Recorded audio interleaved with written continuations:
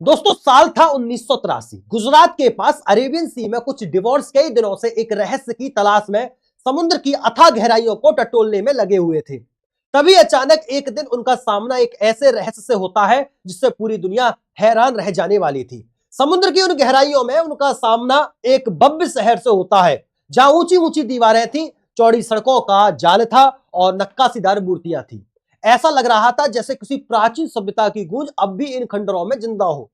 जब यहां के अवशेषों को साइंटिफिक टेस्टिंग के लिए भेजा गया तो पता चलता है कि यह सभी अवशेष महाभारत काल के हैं। समुद्र की गहराइयों में डूबा यह शहर था द्वारका, जिसका जिक्र दोस्तों महाभारत, हरिवंश पुराण और कई अन्य हिंदू ग्रंथों में किया गया है। यह वही पावन भूमि थी जिसे हिंदू ग्रंथों के अनुसार खुद भगवान श्री कृष्ण ने बसाया था। हजारों साल पहले यहां की हर दिशा में भगवान कृष्ण की लीलाएं बसती थी। उनकी बांसुरी की धुन से पूरा शहर झूम उठता था। कहा जाता है कि यहाँ के महलों की दीवारें सोने चांदी से जड़ी होती थी और खम्भों में हीरे जवाहरात जड़े होते थे। जब उन पर सूरज की किरणें पड़ती थी तो ऐसा लगता था जैसे स्वर्ग खुद धरती पर उतर आया हो। माना जाता है कि सालों तक यह शहर भगवान श्री कृष्ण की लीलाओं का गवाह बना, लेकिन फिर समय ने करवट बदल ली और एक ही पल में पूरा द्वारका शहर समुद्र की अथाह गहराइयों में समा गया। एक क्षण में सब कुछ विलीन हो गया। तो आइए जानते हैं आखिर विश्वास और इतिहास को जोड़ती इस पवित्र भूमि की पूरी सच्चाई क्या है। वो कौन सा कारण था जिसके चलते द्वारका नगरी समुद्र में समा गई, और वह कौन से साइंटिफिक एविडेंस है जो द्वारका के बारे में महाभारत और अन्य पौराणिक ग्रंथों से मेल खाते हैं। गुजरात के सौराष्ट्र जिले में दोस्तों स्थित द्वारका शहर गोमती नदी और अरेबियन सी के तट पर बसा हुआ है। द्वारका हिंदू धर्म के 4 प्रमुखों धामों में से एक है। द्वारका को सप्तपुरी में भी गिना जाता है, यानी यह भारत के 7 सबसे पवित्र और प्राचीन नगरों में से एक है। हालांकि आज के समय में द्वारका को 2 हिस्सों में बांटा जाता है। एक मुख्य द्वारका है जो समुद्र तट के पास स्थित शहर है, जहां भगवान श्री कृष्ण को समर्पित द्वारकाधीश मंदिर भी है। जबकि दूसरा बेट द्वारका है जो अब मुख्य द्वारका से करीब 34 किलोमीटर दूर समुद्र की गहराइयों में समाई हुई है। दोस्तों बेट द्वारका को ही पौराणिक काल की वास्तविक द्वारका नगरी माना जाता है, जहां हजारों साल पहले भगवान श्री कृष्ण का साम्राज्य था, लेकिन आज वहां केवल समुद्र की लहरों का शोर सुनाई देता है। ऐसे में द्वारका के इतिहास को ठीक से समझने के लिए हमें महाभारत, विष्णु पुराण, भागवत पुराण और हरिवंश पुराण जैसे ग्रंथों के पन्नों को पलटना होगा। भागवत पुराण के अनुसार जब मथुरा का राजा कंस अपनी बहन देवकी की शादी से खुश होकर देवकी और अपने जीजा वासुदेव को रथ पर घुमा रहा था, तभी एक आकाशवाणी हुई कि वह जिस बहन की शादी से इतना खुश हो रहा है उसी बहन की कोख से जन्म लेने वाला 8वां पुत्र उसका अंत करेगा। माना जाता है कि उस युग में आकाशवाणियां कभी झूठ नहीं होती थी, इसलिए कंस ने डरकर अपनी बहन देवकी और जीजा वासुदेव को जेल में बंद कर दिया। समय बीतता गया और देवकी की हर संतान जन्म लेते ही कंस द्वारा मार दी जाती थी। इसके बाद देवकी ने गर्भ से 8वें पुत्र के रूप में भगवान श्री कृष्ण का जन्म हुआ, जो भगवान विष्णु के 8वें अवतार माने जाते हैं। जैसे ही श्री कृष्ण ने जन्म लिया, वहां एक चमत्कार हुआ दोस्तों। वहां के सभी पहरेदार गहरी नींद में सो गए। जेल के सभी दरवाजे खुद ब खुद खुल गए और देवकी और वासुदेव के हाथों में लगी हथकड़ियां भी टूटकर गिर पड़ी। वासुदेव ने तुरंत श्री कृष्ण को लेकर तूफानी रात में यमुना पार की और गोकुल में अपने मित्र नंद बाबा के घर पहुंचे, जिनका यहां उसी रात यशोदा माता ने एक कन्या को जन्म दिया था। वासुदेव ने अपने पुत्र को वहीं छोड़ा और उस कन्या को लेकर मथुरा लौट आए। कहा जाता है कि सुबह कंस को जब 8वें बच्चे की जानकारी मिली तो वह दौड़ता हुआ जेल पहुंचा, लेकिन उसे देखकर हैरानी हुई कि इस बार बच्चा एक लड़की थी। फिर भी उसने उस बच्चे को भी मारने की कोशिश की, लेकिन जैसे ही उसने उसे पटकना चाहा वो कन्या हवा में उड़ गई और बोली, हे मूर्ख, कंस तुझे मारने वाला जन्म ले चुका है, तुझे जल्द ही तेरे पापों का दंड मिलेगा। इस वाक्य से कंस की रातों की नींद गायब हो गई। उसने अपने आदमियों को उस दिन जन्म लेने वाले सभी लड़कों को मारने का आदेश दे दिया। इधर भगवान श्री कृष्ण गोकुल में राजा नंद और माता यशोदा के घर बड़े हो रहे थे। कंस के आदेश पर उसके आदमियों ने उस दिन जन्मे सभी बच्चों की हत्या कर दी, लेकिन जब भी कोई श्री कृष्ण के पास पहुंचा वो या तो चमत्कार से मारा गया या पराजित हो गया। दोस्तों, जब भगवान श्री कृष्ण खुद बड़े हुए तो वह अपने भाई बलराम के साथ मथुरा पहुंचे और उन्होंने एक भयानक युद्ध के बाद अपने मामा कंस को मार गिराया। इसके बाद उन्होंने अपने माता पिता को कंस के कारावास से मुक्त किया और मथुरा की राजगद्दी कंस के पिता उग्रसेन को सौंप दी। कंस की मौत की खबर जब कंस के ससुर और मगध सम्राट जरासंध को मिली तो वह गुस्से से तिलमिला उठा और उसने कसम ली कि वह भगवान श्री कृष्ण और उनके पूरे वंश को मिटा देगा। इसके बाद जरासंध ने कृष्ण को निशाना बनाते हुए मथुरा पर 17 बार आक्रमण किया, लेकिन हर बार उसकी हार हुई। जरासंध के बार बार आक्रमण से मथुरा और गोकुल वासियों की जिंदगी अस्त व्यस्त हो गई। ऐसे में श्री कृष्ण ने मथुरा छोड़ने का फैसला किया ताकि उनके कारण मथुरा के लोगों को कष्ट ना सहना पड़े। वह गुजरात में समुद्र के बीचों बीच एक शहर बसाना चाहते थे। पौराणिक ग्रंथों के अनुसार भगवान श्री कृष्ण ने कई दिनों तक समुद्र देव की कठोर तपस्या की, जिससे समुद्र देव ने प्रसन्न होकर उन्हें 12 योजन भूमि यानी लगभग 96 स्क्वायर किलोमीटर की जगह प्रदान की। इसी 12 योजन भूमि पर वास्तुकला के देवता भगवान विश्वकर्मा ने भगवान श्री कृष्ण के लिए स्वर्ण नगरी द्वारका बनाई, जो काफी भव्य और सुंदर थी। इस स्वर्ण नगरी में 900 महल थे और नगर के बीच में भगवान श्री कृष्ण का महल था, जहां से वह द्वारका पर राज करते थे। ठीक उसी समय भारत के उत्तरी भाग हरियाणा के हस्तिनापुर में कुरुवंश का शासन हुआ करता था। वहां उस समय धृतराष्ट्र राजा थे, जिनके 100 बेटे थे जो कौरव कहलाते थे। वहीं उनके छोटे भाई पांडु के 5 पुत्र थे जो पांडव कहलाते थे। सभी 105 भाइयों में पांडु के पुत्र युधिष्ठिर सबसे बड़े थे। उन दिनों वंश के सबसे बड़े बेटे को सत्ता सौंपने का रिवाज था, इसलिए महाराजा धृतराष्ट्र ने युधिष्ठिर को युवराज डिक्लेयर कर दिया। लेकिन महाराजा धृतराष्ट्र के इस फैसले से उनका सबसे बड़ा बेटा दुर्योधन खुश नहीं था।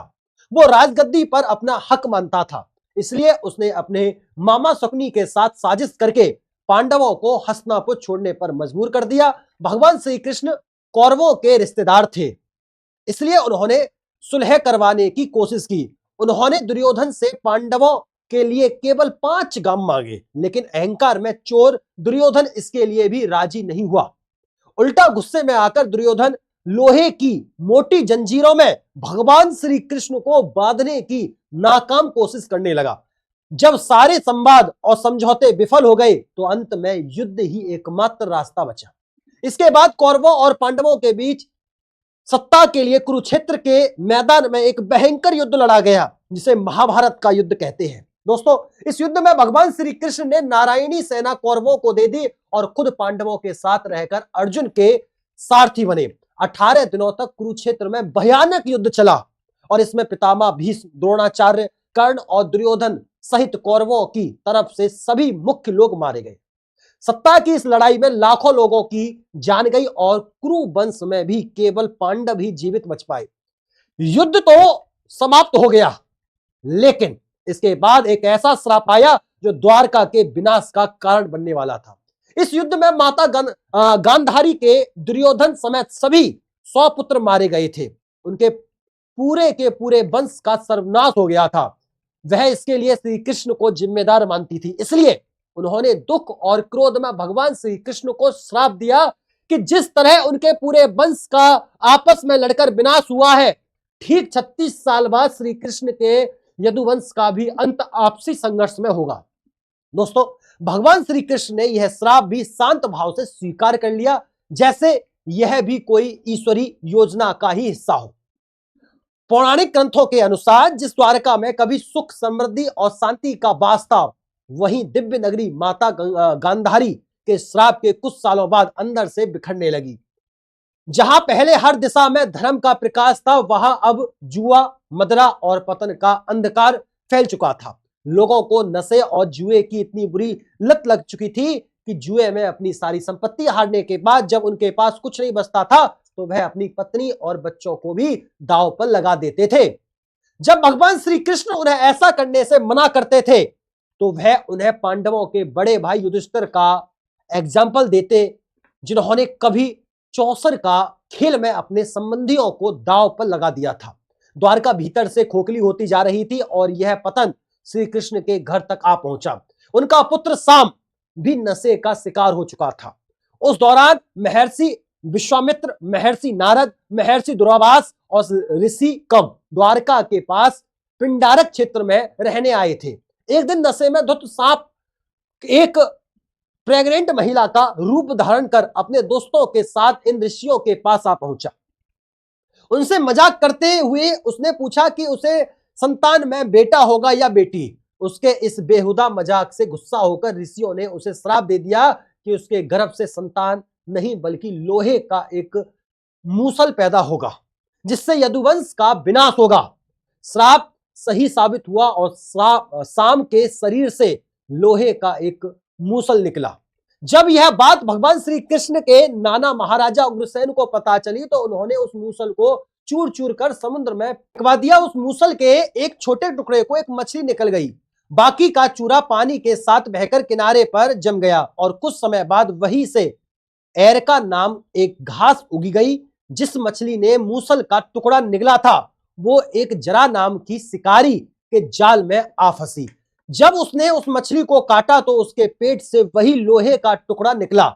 उसने उस टुकड़े से अपने बाण की नोक बना ली। इधर माता गांधारी के श्राप को 36 साल होने को थे।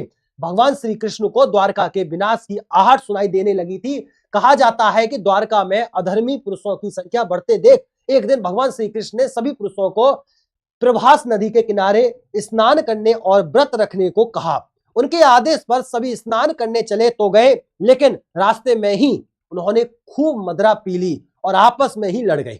इस दौरान नशे में धुत सत्याकी ने अपनी तलवार से कृतवर्मा का सर धड़ से अलग कर दिया। इसके बाद वहां मौजूदा लोग दो हिस्सों में बट गए और एक दूसरे पर टूट पड़े। जिनके पास लड़ने को हथियार नहीं थे उन्होंने उस मूसल के चूरे से समुद्र तट पर उगाई तेज धार एरका घास को उखाड़ लिया। लेकिन जैसे ही उन्होंने एरका घास हाथों में ली वो घास लोहे की लाठी में बदल गई।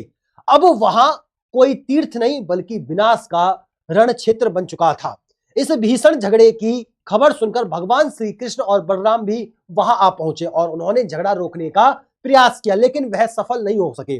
देखते ही देखते इस आपसी संघर्ष में आम यदुवंशियों के साथ साथ श्री कृष्ण के बेटे प्रद्युम्न और साम और उनके पोते अनिरुद्ध भी मारे गए। माता गांधारी और ऋषियों का श्राप अब पूरा हो चुका था। द्वारका में अब भगवान श्री कृष्ण, बलराम, छोटे बच्चे और स्त्रियां ही बच गई थी। इस घटना से दुखी होकर बलराम ने भी इस संसार को त्याग दिया। भगवान श्री कृष्ण ने अर्जुन को संदेश भिजवाया कि वह द्वारका की सभी स्त्रियों और बच्चों को द्वारका से सुरक्षित ले जाए। इसके बाद श्री कृष्ण भारी मन से वन की ओर निकल गए और एक पेड़ के नीचे ध्यान लगाकर बैठ गए। उनके शरीर का तेज काफी दूर तक फैल रहा था।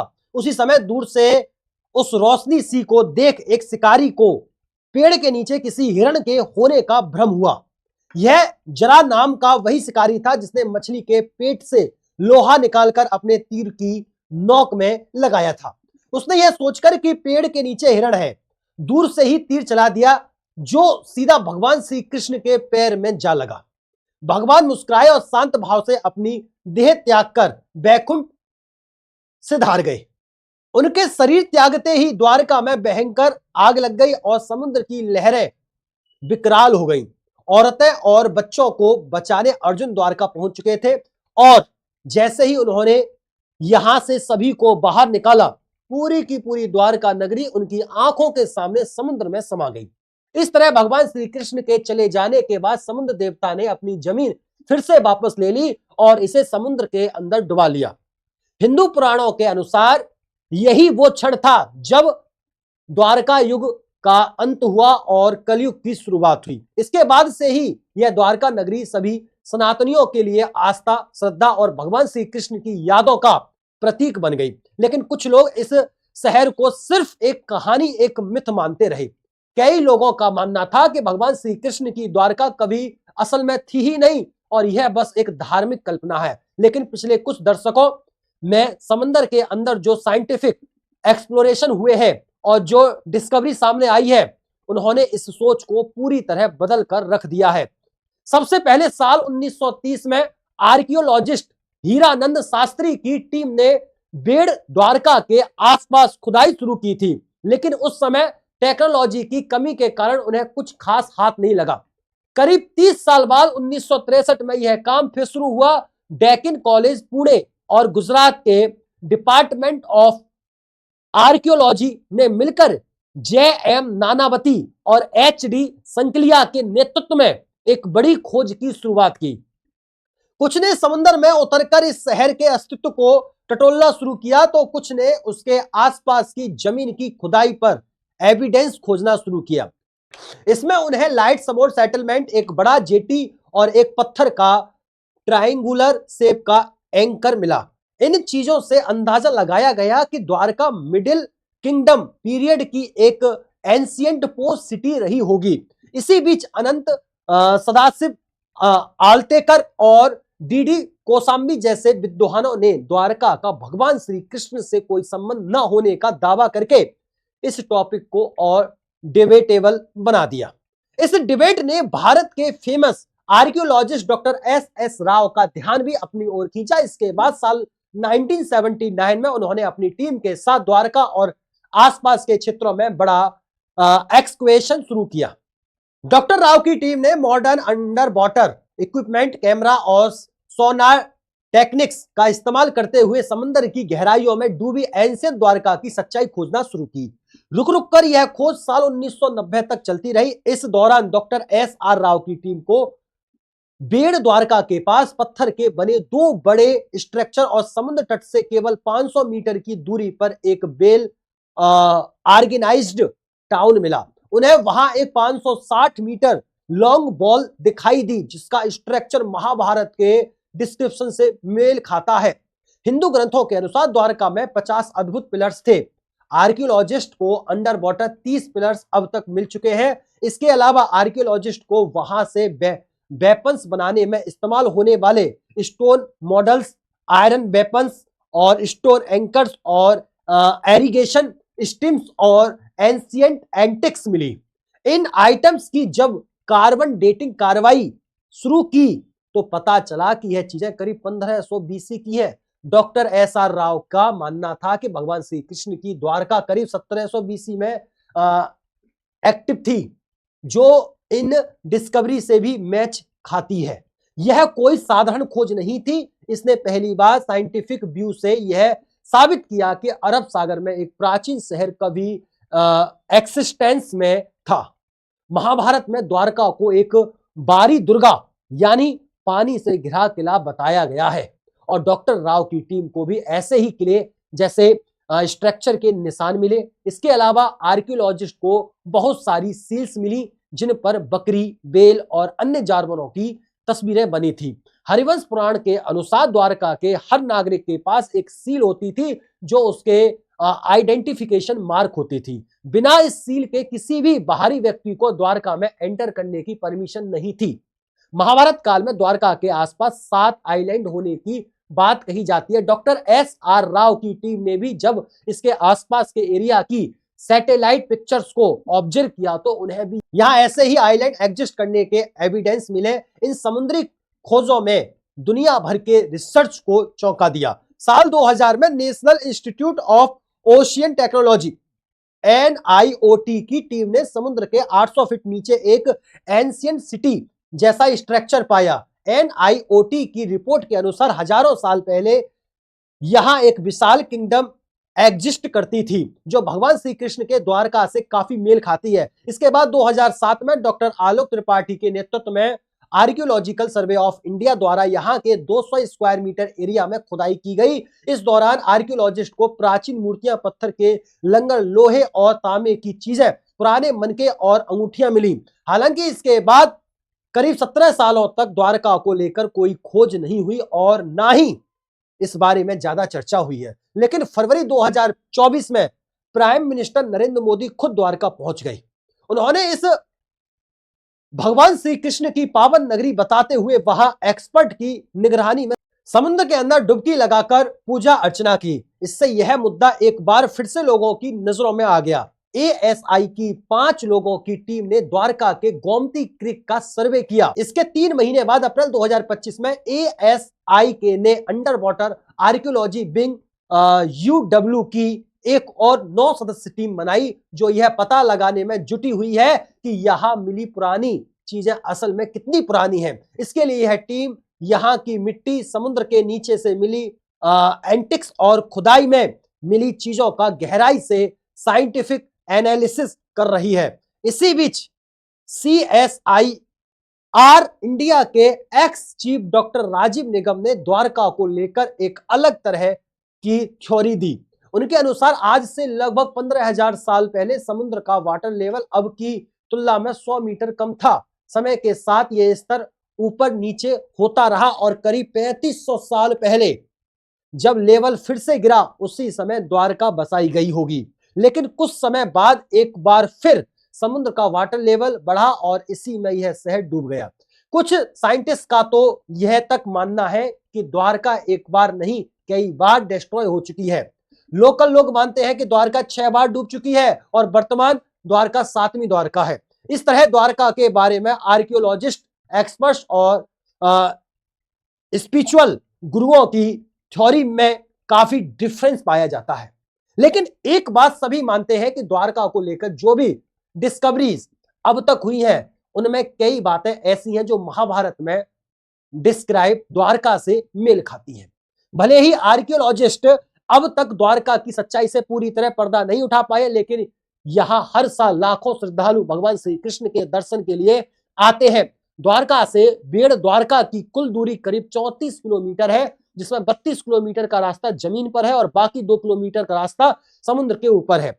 अब इस समुद्री रास्ते को जोड़ने के लिए सुदर्शन सेतु नाम का एक भव्य पुल बन चुका है, जो इंडिया का सबसे लंबा केबल स्टेट ब्रिज है। भगवान श्री कृष्ण गीता में जीवन का सार समझाते हुए कहते हैं कि व्यर्थ की चिंता छोड़कर हमें वर्तमान में जीना चाहिए। उनके संपूर्ण जीवन का मर्म कर्म पर आधारित है। इसलिए जरूरी है कि जो काम द्वारका की सच्चाई जानने के लिए शुरू हुआ है, उसे अंजाम तक पहुंचाया जाए। द्वारका को लेकर आर्कियोलॉजिस्ट की खोजबीन जारी है। ऐसे में देखना होगा कि द्वारका से जुड़े बाकी सभी रहस्यों से आखिर कब तक पर्दा उठ पाता है। उम्मीद करता हूं ये सेशन, ये जानकारी, ये कहानी आपको समझ में आई होगी। अगर समझ में आई है तो अपनी राय, अपना ओपिनियन, अपने विचार कमेंट बॉक्स के माध्यम से हमें जरूर बताइएगा। फिर मुलाकात होती है ऐसे ही शानदार दिलचस्प वीडियो में। तब तक के लिए नमस्कार, राधे राधे, राम राम, जय श्री राम, जय हिंद, जय भारत, वंदे मातरम।